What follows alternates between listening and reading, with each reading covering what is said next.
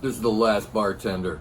I'm gonna be polishing off this bottle of Black Cow that I got. I actually got this when I entered one of their contests making a cocktail. I don't know if you remember the Cliff's Edge cocktail, but I entered that one, didn't win, but I had a couple of the judges say that it was their favorite cocktail, so that was always nice. And the compliments from the guy that owns the thing, or the head guy, are great, but sometimes you're like, well, the nicer you are to me, the more of this I'm going to sell. This stuff sells itself, though, so the whole experience was great. It was really cool having this, milk cartons, milk vodka.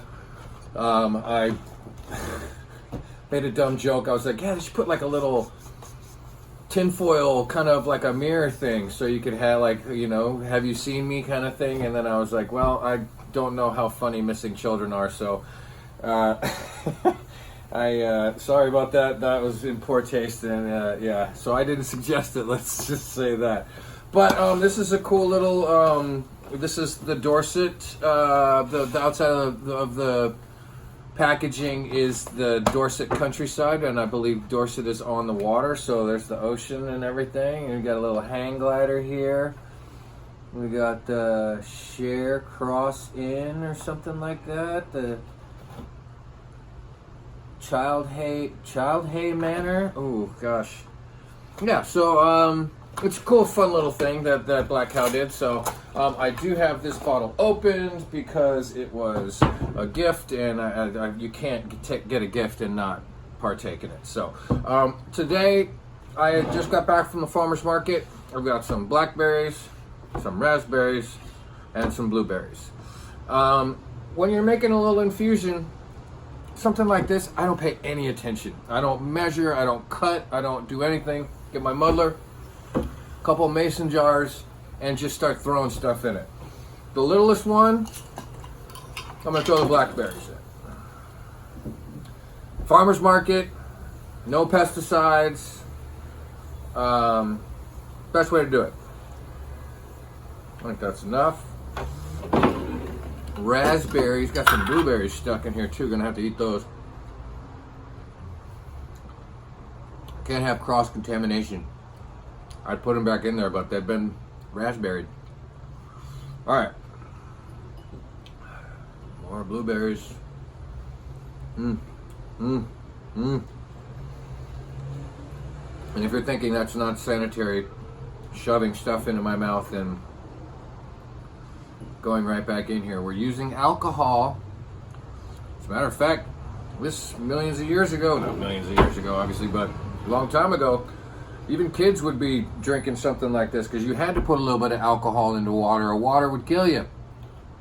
So this kind of stuff is not new. I mean, we're going to be doing it at a little higher dose, obviously, but some people don't know the history of alcohol. I mean, it goes all the way back to I mean, there's a tree in Africa. I'm talking about animals now.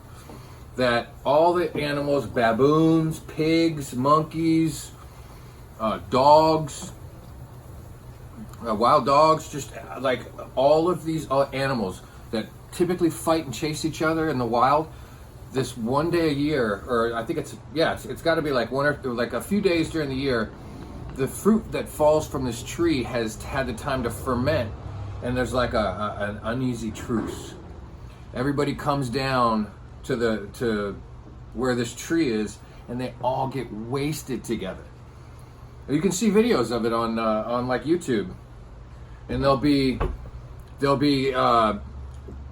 pigs running around with monkeys, and they're just like following all over the place. And then there's one video where there's a baboon. You could tell the baboon would have been the guy with the lampshade on his head running around and thinking he's absolutely hysterical because he's like yanking on pigs' tails and grabbing their feet and then running away, and then he just like runs in circles and falls and passes out. So this desire to have alcohol or to be inebriated in some way is age old. It's time memorial. I wonder where it started. There had to have been some protozoa or something somewhere that was out there trying to do the same thing. But that's slightly different than drinking alcohol in water and stuff like that, and adding wine to things to keep from getting sick. But the history is there. It's really fun. It's interesting, and I always encourage people to just read as much as you can, do as much as you can to check stuff out. So let's just make a little. I'm gonna mash everything here a little bit. I know we'll get cross-contamination, and then I'm gonna shake them, and I'm gonna do these for about 3 days. I find if you go a little longer than that, yeah, raspberry and blackberry are pretty similar. I find if you go a little longer than that,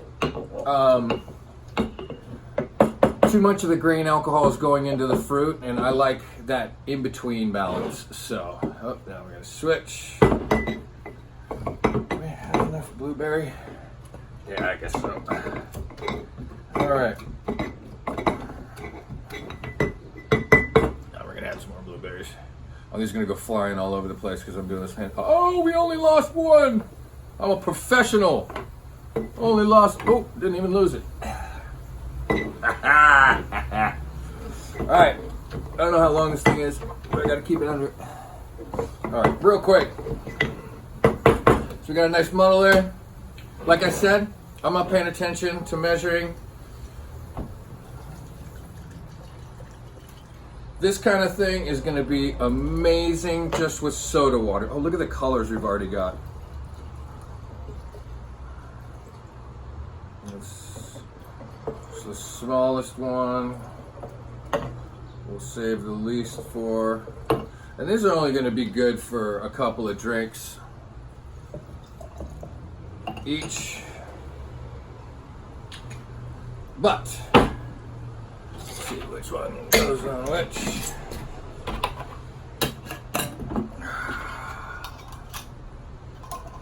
All right. So when you're doing this, you go in and you shake them once or twice a day. I would do it twice, morning and night. And then after 3 days, get your cheesecloth is what I'm going to use. You can just strain them. You can use a regular strainer, and then you have a really nice, freshly infused. Every time you buy flavored vodkas, they can't get that flavor unless they use chemicals. They can't get it consistently. And it needs to be consistent across the board.